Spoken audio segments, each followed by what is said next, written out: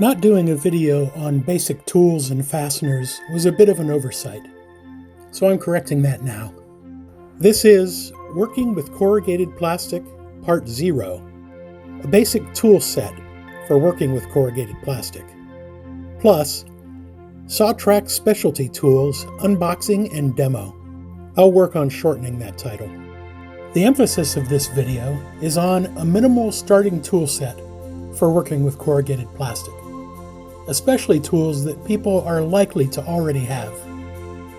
Tools for cutting and folding are covered in detail in my videos on cutting and folding corrugated plastic, which you can find in my Working with Corrugated Plastic playlist, so I'll be brief on those topics.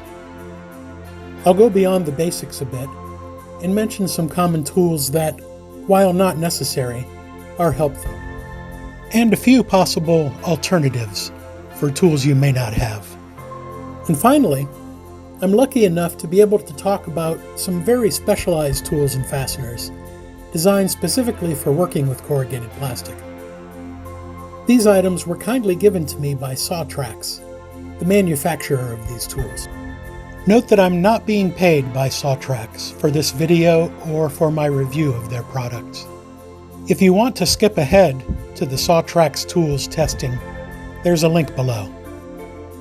In simple terms, you need to cut, fold, and fasten when working with corrugated plastic.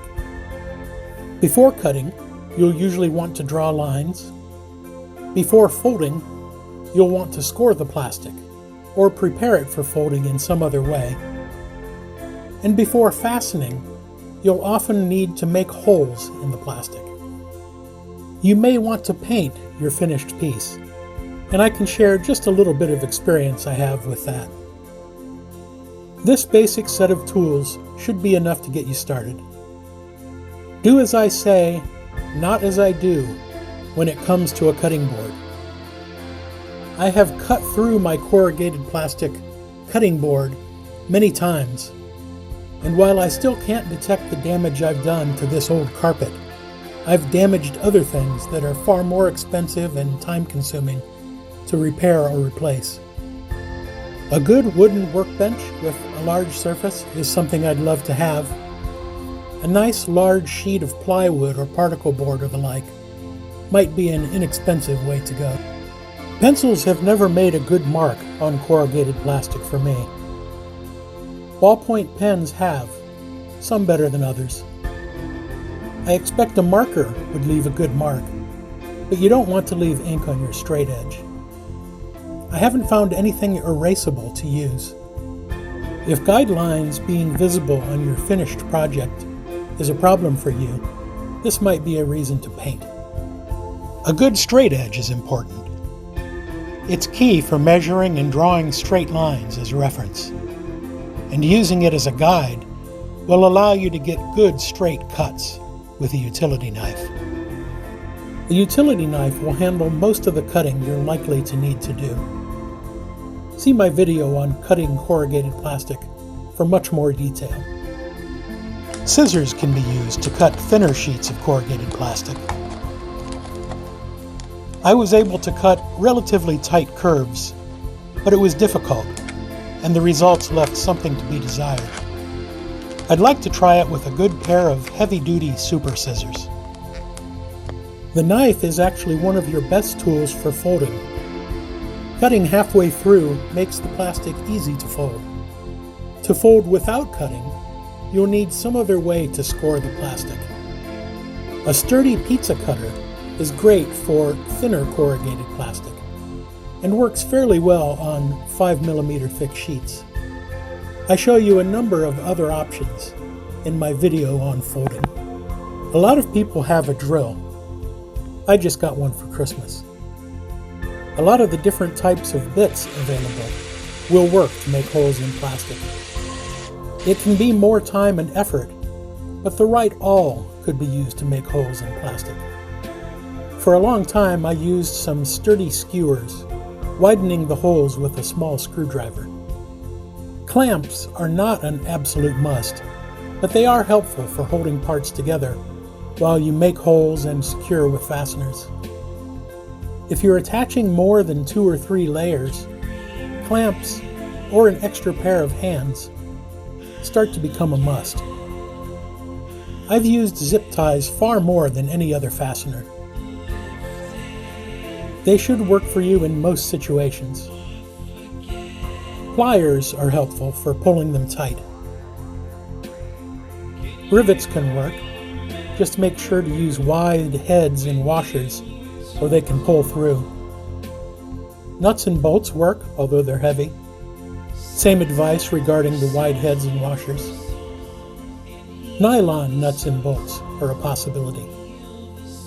Wire can work. You can lace the plastic like shoestrings. For certain limited uses, I like bobby pins.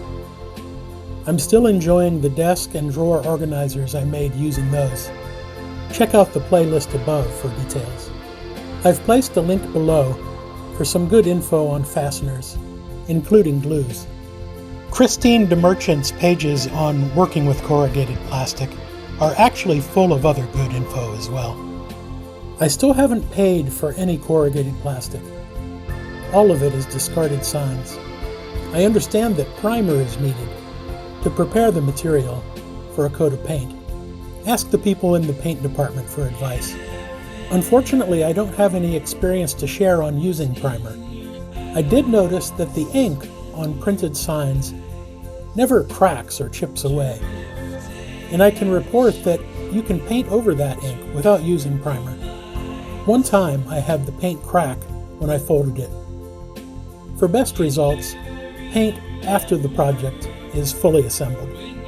For those who have watched my videos before, here's something completely new. It's New Tool Day.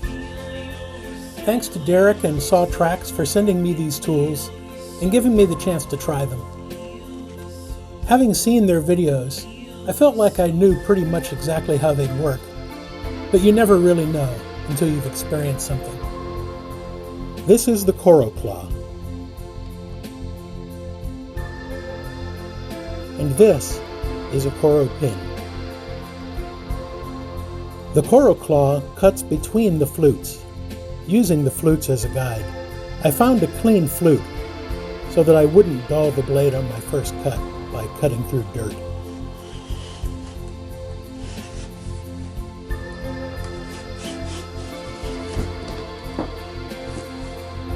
Let's compare by having a look at cutting along the flutes with a utility knife. I'll run this in real time to illustrate the point that the Coro Claw saves a lot of time and energy. With the Coro Claw, I don't even need to draw a line first, and the flutes serve as my guide, so I don't need to use the straight edge at all. The Coro Claw doesn't cut across flutes, so that process will remain the same. It doesn't score across flutes either. Scoring along the flutes involves setting the knife blade short to avoid cutting all the way through, and of course drawing a line along which to cut and using the straight edge as a guide.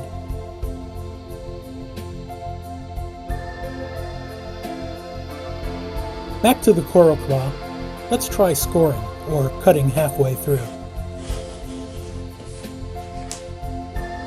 Easy. That's a huge savings of time and effort. Now let's try an outside fold. I got fairly good at this with a utility knife.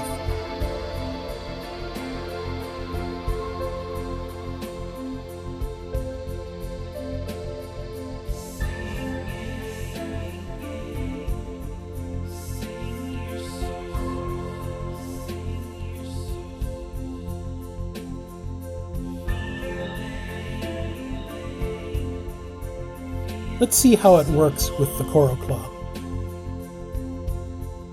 The outside fold isn't in my video on folding. I'll include it in a future advanced folding video. I use the outside fold on my portable bar, and you can see it in action in that video.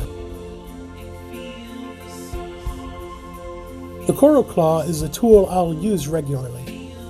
It'll save me a lot of time and effort in making many of my cuts and folds. You can pick up the Coro Claw for $25 on Amazon. I've been waiting for this tool to arrive to finish one project in particular. I hope to show you that soon. I get the impression that people who work with signs and displays are the primary target customers for the Coro Claw and Coro-Pins. And to test these tools, I made the same sort of standing display I've seen made in the SawTrax videos. Let's use the Coro-Pins to finish it.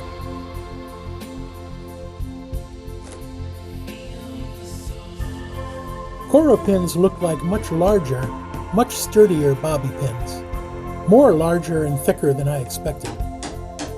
I don't have a project in mind for the Coro-Pins, but I'm sure I'll find a good use for them. I can imagine using these fasteners as a permanent solution. Things won't come apart easily, but they can be removed and reused. I've included the SawTrax link below. They don't sell their products directly, so you'll need to find a distributor who sells them. Thanks again to Derek and SawTrax for the tools. Thank you for watching and liking and subscribing. Click the bell to be sure that you're notified of my next video.